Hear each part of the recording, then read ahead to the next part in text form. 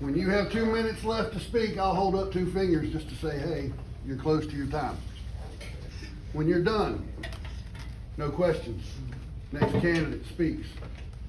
I want to be respectful to everyone. I want to give everyone equal amount of time to speak. Oftentimes I find if you let someone speak and then you open up immediately to questions, we go 30 minutes and we mess with the other people trying to speak. If you have questions, you can save them for the end of the meeting. More than welcome to at that point. But when the speaking is going on, candidate speaks, 6 minutes, done. Thank you. Have a good night. Next person speaks. Thank you. Have a good night. We'll hopefully fluidly move through this. All right. Everybody here is passionate about our county. Everybody is here that is passionate about politics, or we wouldn't be here. I mean, point blank. So let's be mindful of each other. Let's be respectful of each other. I genuinely don't want to throw anyone out tonight.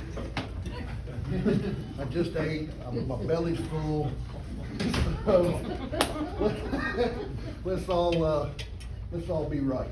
So with that being said, Mama always said ladies go first, so I'll open it up to the women. We'll just first. start from the right, go around, and Okay. that way, make it easy. Okay, I probably won't use 6 minutes. My name is Gretchen Kirkman, and I'm running for the open seat for District Court Judge. One of our judges passed away from COVID in November of last year, so I'm running for that seat. I'm from Dobson, born and raised in Dobson. I went to UNC for undergraduate, then Wake Forest for law school. And I've practiced in North Carolina since '02.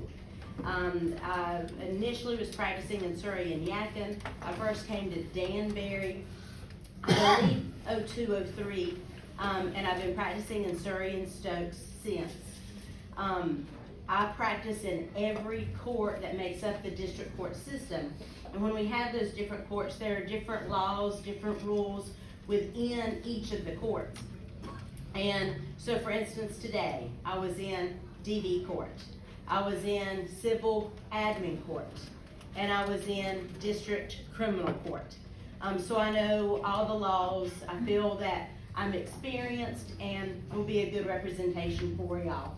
I'm a Republican, I'm conservative, I'm Christian, I raise my kids in church, and those beliefs and those value systems will come across in my judgments if I'm elected.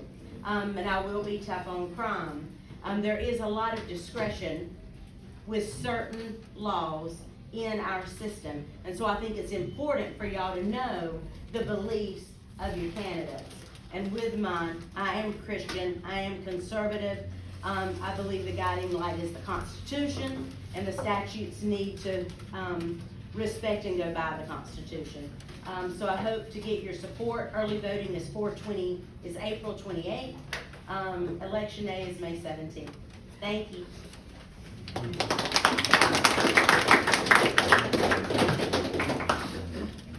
My name's Brad Chandler. I'm running for Water Commissioner. Brad, could you wait 1 second? Sure. We just want to let all y'all know that we're going to be filming this. If you got, so it goes on Facebook, so there'll actually be several thousand people be seeing this after the night, so I just want to let y'all know. Nice heads up for you, I'm sorry,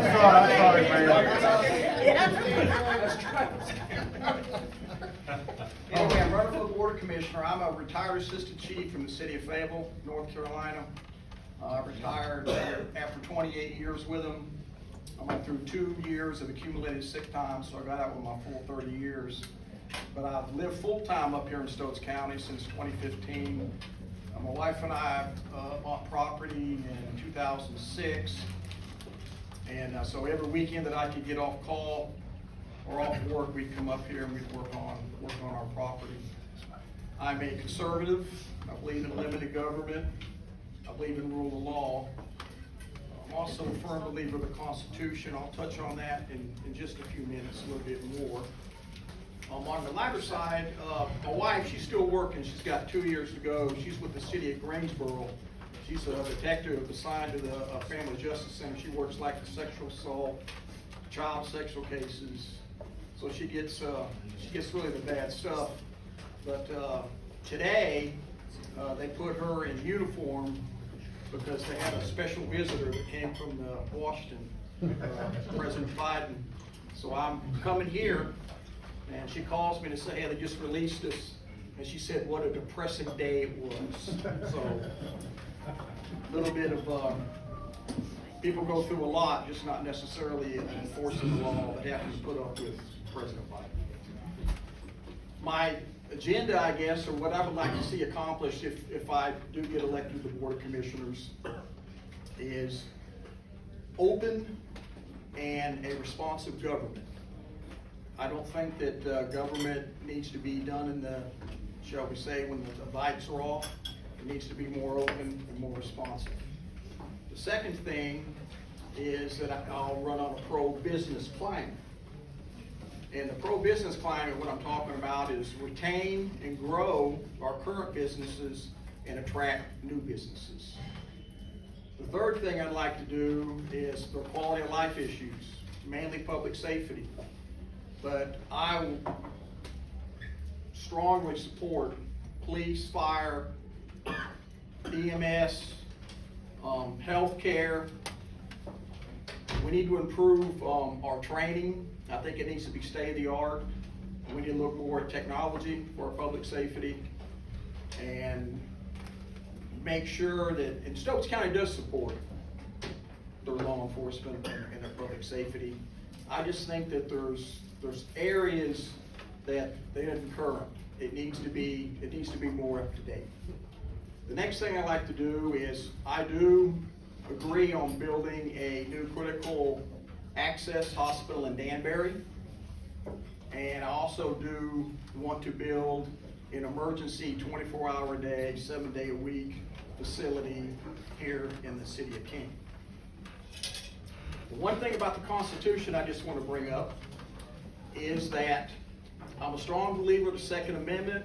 I got a personal experience that I want to share. Back in 1993, I was a lieutenant on the Federal Police Department, responded to a restaurant like this. On a August evening, we had an active shooter, 4 people were murdered, 7 people were injured. I was second officer on the scene, took command of the situation. We ended up going in and shooting the intruder, but of course, like anything else, he survived. But the one thing that always stuck in my mind back then was just one person could have been armed. Yeah. We wouldn't have had that. I appreciate your support. Thank you for your time.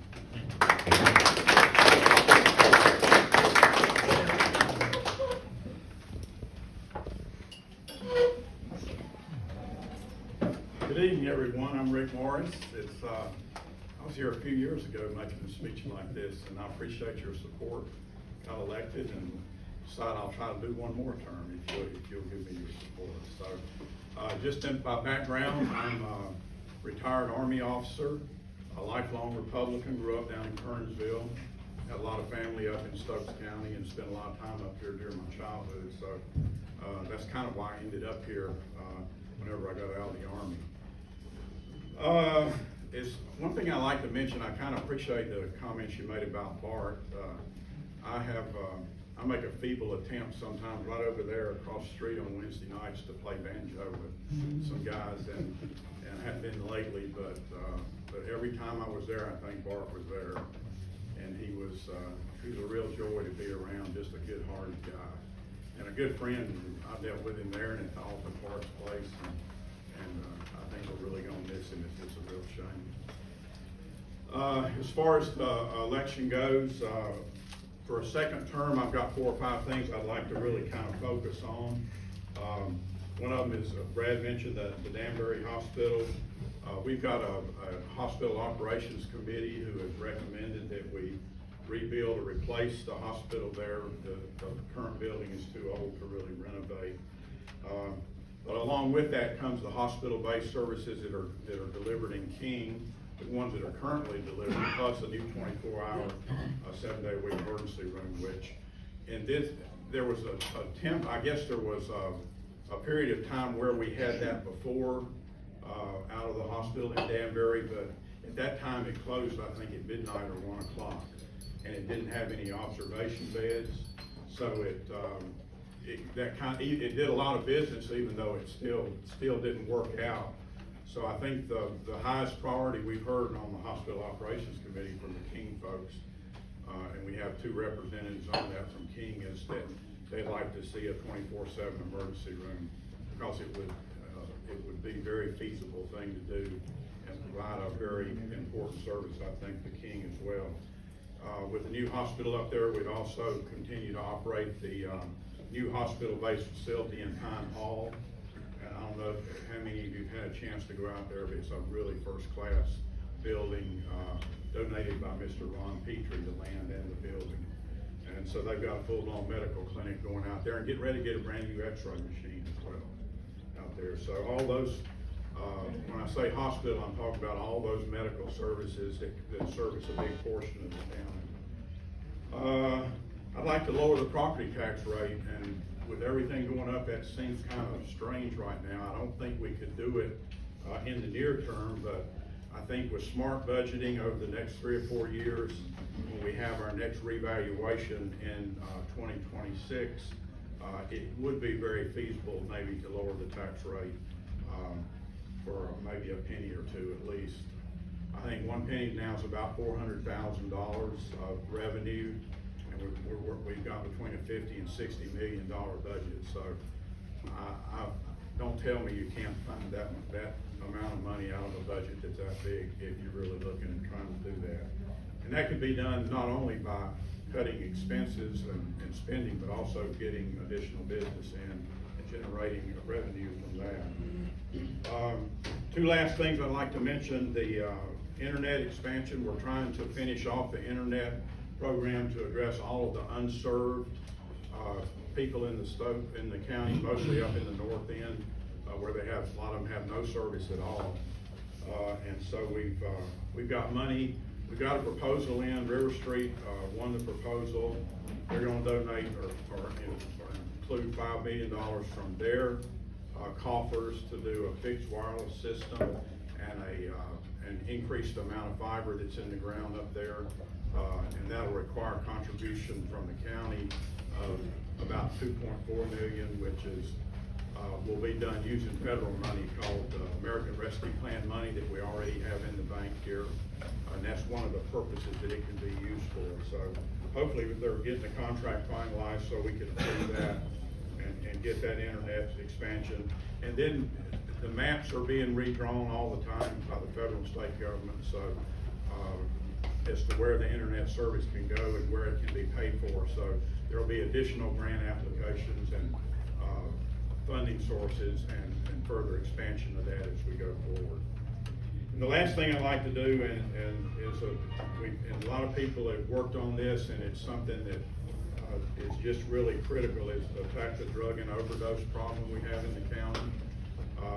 We're going to get some funding from a big settlement with the pharmaceutical companies, about $4 million.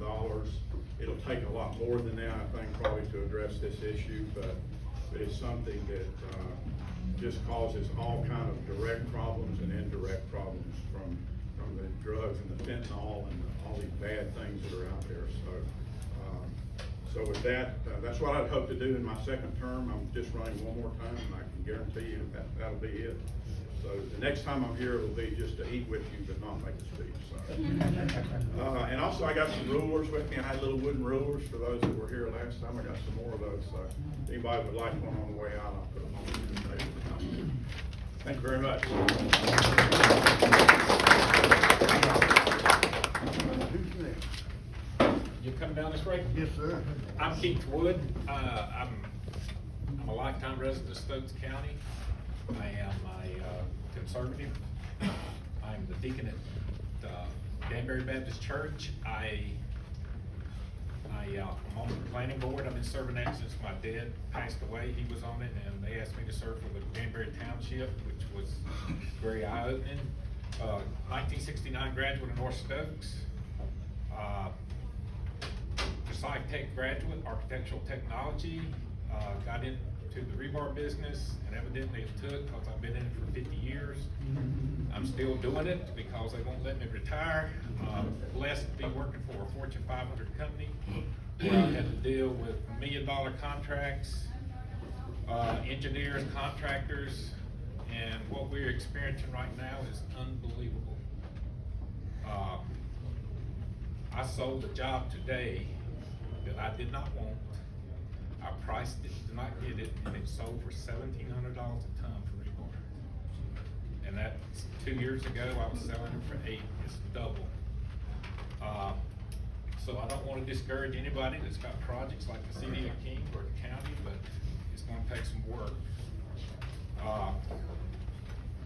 I'm experienced in doing budgets, forecasts, dealing with people. I was sales manager for a while, sales $50 to $60 million. And like you said, you took the words out of my mouth. I love Stokes County, and I've got a little experience by living in Pinnacle 13 years. I got a son living right in the middle of King with 3 grandkids. Went to church here years ago when I lived in Pinnacle. I got another son living in Pinnacle, so I know what y'all going through up here. And for God's sakes, pump the brakes. I hate the traffic up here. It's going to get worse. I want to get the county ready for water and sewer. That's going to be a problem, and it ain't going to be the big towns. It's going to be for everybody, because I got a neighbor who digs wells. He's getting dry holes. We need to approach that. We got to deal with the internet. I work at home. I cuss the internet every day. We got to get that in line so we can get some fallout from these major companies that are coming to Winston and Greensboro, smaller shops. I think that's the key. I would like to see a business park in this part of the county and around Pine Hall area, so you can consolidate the industrial stuff in one location. How much time I got? You got 2 more minutes. 2 more minutes. Major conservative, I'm 70 years old, don't tell me what I can't do. Don't tell me I can't say this, and don't tell me I can't have my guns, unless you wanna fight. Other than that, I feel like if we work together as one, we can accomplish a lot. I appreciate your vote, and additional information, I got a website, rkeithwood.com. Thank you.